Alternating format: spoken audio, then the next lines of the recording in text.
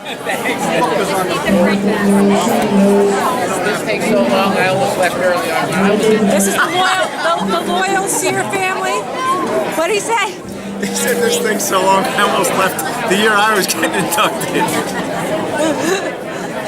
Mums is in the house. Participated in the school's track and field and cross-country programs under Art George Jr., Bill Piper, and Jan Sosnick. He was a three-time Centennial League champion who won 74 individual distance races during his high school career and set numerous school and course records during that time. He was also captain of the cross-country and track teams in both his junior and senior years and was named Palmerton's Outstanding Male Athlete in 1981. His defining strengths were his durability, determination, and endurance. As a cross-country runner, he won 33 separate races during his 4 years of high school participation. He set the course record on every course but one, 8 different courses that he ran during his senior year dual meet season, and also won the Centennial Invitational and Centennial League championships. He was also a 2-time state qualifier in cross country. In track, he ran 4 middle and long distance races in every meet during his sophomore, junior, and senior years, including anchoring whichever relay the coaches needed him to run to maximize the team's point total. By the time he graduated, he held the school record in the 1,600 and 3,200 meter runs. He won a total of 41 individual distance events during his 4 years, including winning the Centennial League championship in both the 1,600 and 3,200 during his senior years. He also participated in numerous 1,600 meter and 3,200 meter relay wins. He even scored points in the 400 meter run and trained as a high jumper, clearing 5:10, but never competing in that event because he was more valuable as a distance runner.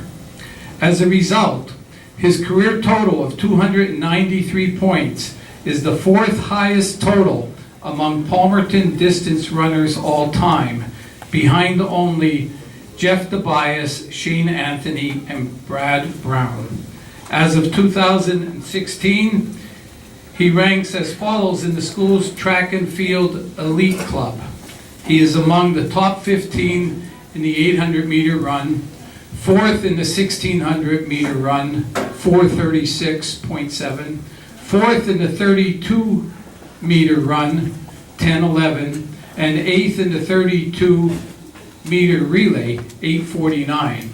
And he is also part of the 3,200 meter relay team that set the school record in 1981 in a time of 8:49, running a 2:04 in the Anchor Lake. He went on to run track and cross country at Princeton, which was in the top 25 of Division I programs during much of his 4 years. He ran cross country all 4 years and competed in indoor and outdoor track for 3 years. In track, he ran the 1,000 meter and 1,500 meter runs in indoor track, and he predominantly ran the steeplechase in outdoor track. Following Princeton, he has succeeded in business and served as a CEO of 2 different multinational companies, the Sunny Delight Beverage Company, which he ran for 11 years, and Fresh Pet, the fast-growing, publicly traded pet food company that he leads today. Please join me in welcoming for induction into the Carter County Sports Hall of Fame, representing Palmerton, Billy Sear. And Billy is being escorted by his coach, and 1993 Palmerton inductee Art George, once again representing Palmerton, Billy Sear.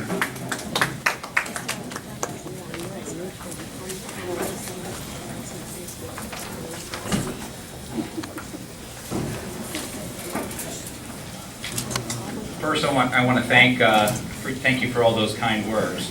And I also want to congratulate all the other inductees for their achievements. It's an honor to be here with you.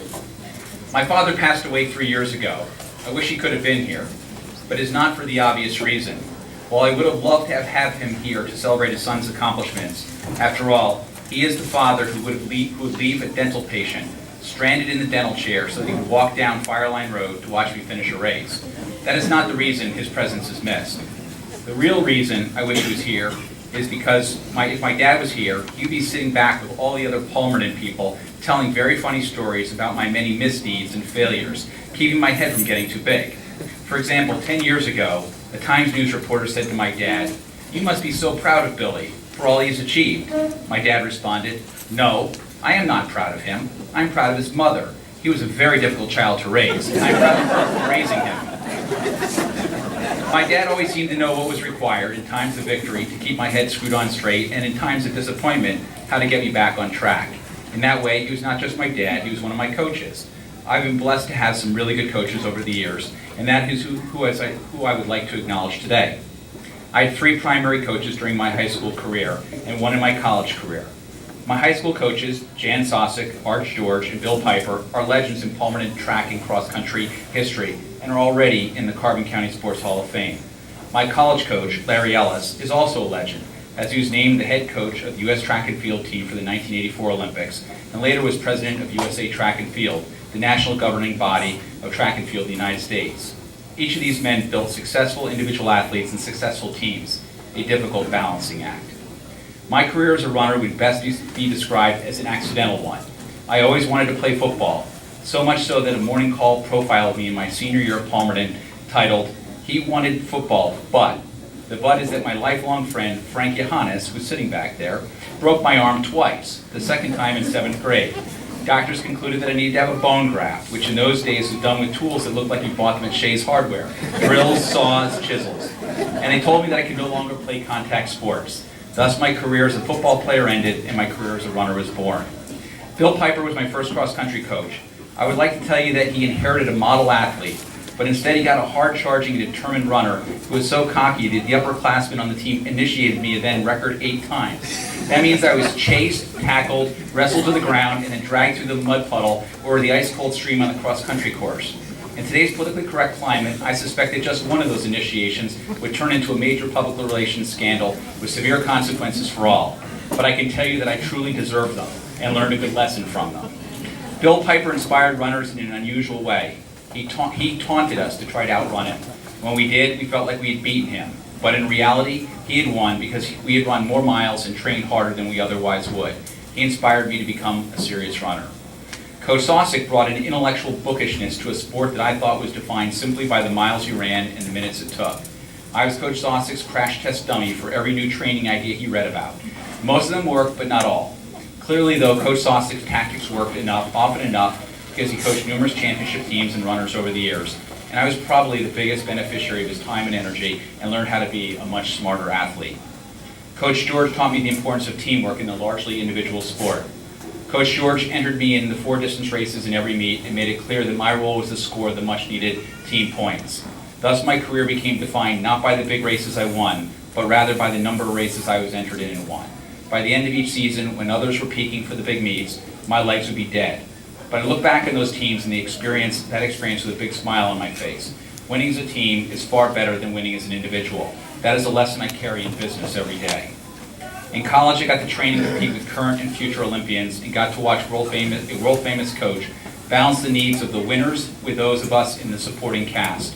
I had nowhere near the ability of my Olympics-bound teammates, so I had to learn to work hard and compete just for the love of it, not because I thought I might win. That is a difficult transition for any successful athlete to make. I went from being the champion to being the inconsequential member of a team, but I was on teams that were in the top 20 in the country and loved every minute of it. And Coach Ellis made sure I became the best runner I could be. In conclusion, all of us here were blessed to have great coaches along the way. Without them, we would not have achieved what we are being honored for today. So I want to take this opportunity to say thanks to each of my coaches for all you have done. And I wish my dad would be sitting back at that table, ready with a witty line to put me in my place when I sit down. But I'm sure that my siblings and friends who are here will be glad to fill in for him. And the only question is, which of those witty people will strike first? Thank you.